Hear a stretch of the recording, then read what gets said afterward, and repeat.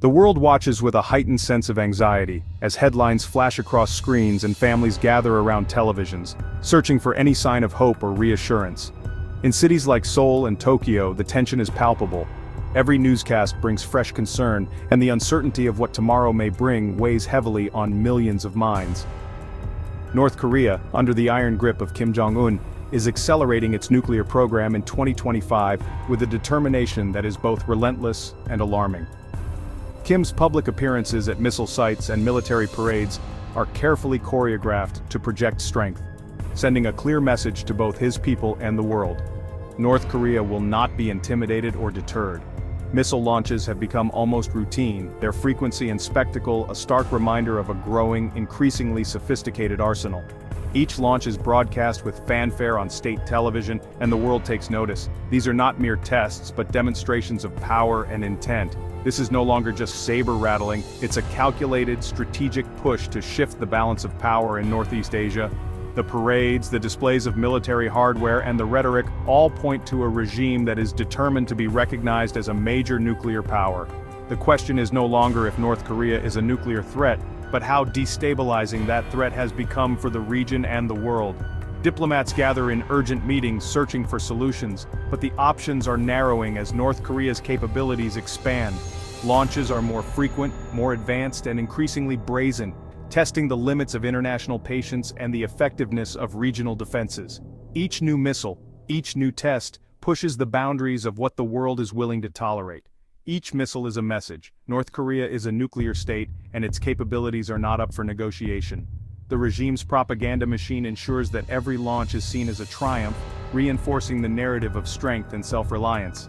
This aggressive posture complicates diplomacy and forces neighboring countries to rethink their defense strategies.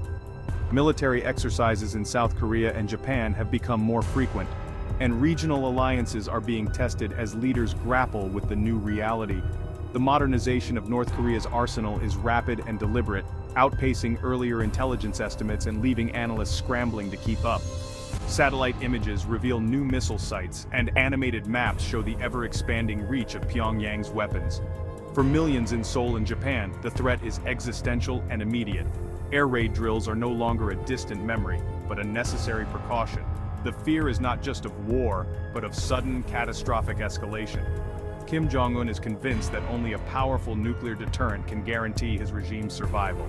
His speeches to the military are filled with defiance, and his presence at launches is meant to inspire loyalty and fear in equal measure. He's betting that the credible threat of massive retaliation will prevent any military action against him. The world is forced to consider the possibility that deterrence, rather than diplomacy, is now the primary tool for maintaining peace. This high-stakes gamble makes the situation perilous, with the risk of miscalculation or misunderstanding higher than at any point in recent years. A single misstep could trigger a crisis with devastating consequences. The world is left wondering what Kim's next move will be. Will he push further, or will the mounting pressure force a change in strategy? The uncertainty keeps leaders and citizens alike on edge. Understanding Pyongyang's nuclear push is crucial. It's a story of technology, strategy, and survival. The stakes are not just regional, but global as the world grapples with the implications of a nuclear-armed North Korea. The stakes have never been higher. As world leaders convene in emergency summits and the United Nations debates its next move, the eyes of the world remain fixed on Pyongyang, hoping for peace but preparing for the worst. By 2025, North Korea is estimated to possess enough fissile material for dozens of nuclear warheads, a sharp increase from previous years. This rapid growth in nuclear material signals a dramatic acceleration in North Korea's weapons program, far outpacing earlier projections and raising new alarms among global security experts. The country's relentless pursuit of nuclear capability has transformed it from a regional threat into a major player on the world's nuclear stage. The focus isn't just on numbers, but on a diverse, survivable arsenal. Solid-fuel ICBMs, submarine-launched missiles, tactical nukes, and even hypersonic vehicles. Each new missile type adds a layer of complexity for adversaries, making it harder to predict or neutralize North Korea's capabilities. Solid-fuel ICBMs can be launched with little warning, while submarine-launched missiles offer stealth and mobility. Hypersonic vehicles still in development could potentially evade most existing missile defenses. Kim's goal is clear: a nuclear force that can overwhelm defenses and guarantee a devastating second strike. He wants to ensure that even if North Korea is attacked first, it can still inflict unacceptable damage in response. This doctrine of assured retaliation is central to North Korea's strategy, and it's driving the country's relentless modernization efforts. Warhead miniaturization and mobile launchers make the arsenal more flexible and harder to target. Smaller, lighter warheads can be mounted on a wider range of missiles, while mobile launchers can hide in forests or tunnels, constantly shifting locations to avoid detection. This mobility makes it nearly impossible for adversaries to eliminate North Korea's arsenal in a single strike. This modernization is the result of a multi-year plan, now entering its deployment phase. Years of research, testing, and production have culminated in a new generation of weapons, now being rolled out across the country. North Korea's military-industrial complex is working around the clock to bring these new systems online. The message to adversaries is unmistakable. A preemptive strike won't eliminate North Korea's ability to retaliate. The regime is sending a clear warning. Any attack will be met with overwhelming force, making the cost of conflict unacceptably high for any would-be aggressor. By 2025, Kim is closer than ever to a credible operational second strike capability. This means North Korea could absorb an initial attack and still launch a devastating counterstrike, fundamentally altering the balance of power in Northeast Asia. The security calculus for the region has fundamentally changed. Allies and adversaries alike must now contend with a North Korea that is not only nuclear-armed, but also equipped with a modern, flexible, and highly survivable arsenal, reshaping the strategic landscape for years to come. North Korea's accelerated push is driven by shifting geopolitics and regime survival. Russia and China's alignment with Pyongyang has weakened sanctions and provided diplomatic cover. The war in Ukraine has deepened North Korea's partnership with Russia, likely involving more than just arms. Domestically, nuclear weapons are enshrined in the Constitution and serve as powerful propaganda. U.S.-South Korea military exercises are seen as existential threats, fueling North Korea's reactive launches. The cycle of action and reaction creates a dangerous arms race. Kim sees nuclear weapons as the only guarantee against regime change. The faster he builds his deterrent, the more secure he feels. Solid-fuel missile technology is North Korea's biggest leap in 2025. Unlike liquid-fueled missiles, solid-fuel variants can launch within minutes, making them harder to detect and destroy. Mobile launchers and hidden silos increase survivability and complicate enemy targeting. The Hwasong-18 ICBM brings North Korea closer to a credible, quick-reaction nuclear force. Japan and South Korea now face threats that can emerge with little warning, challenging their missile defenses. Solid-fuel missiles are rugged, mobile, and operationally simple. US and South Korean intelligence must now track countless potential launch sites. This solid-fuel revolution makes North Korea's deterrent more resilient and dangerous. The strategic balance on the peninsula has shifted. North Korea is pushing into advanced weaponry, hypersonic missiles and underwater nuclear drones. Hypersonic glide vehicles designed to evade missile defenses are a top priority, even if not yet perfected. Underwater drones like the Heil threaten ports and fleets with radioactive tsunamis, bypassing land-based defenses. These systems show North Korea's focus on asymmetric warfare, exploiting vulnerabilities in adversaries' defenses. Whether fully operational or not, they signal Pyongyang's ambitions and the evolving threat landscape. North Korea is building a diverse arsenal to ensure some warheads can always get through. The world must now prepare for multi-domain threats. The international response is fractured: condemnation, recalculation, and diplomatic paralysis.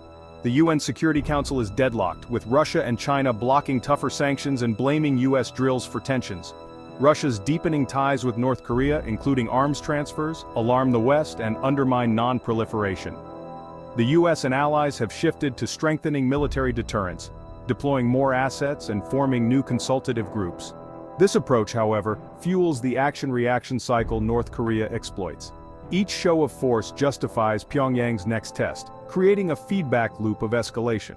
The world is dividing into blocks, with North Korea exploiting the cracks. Unified resolve has given way to strategic competition. For Japan and South Korea, North Korea's threat is immediate and personal.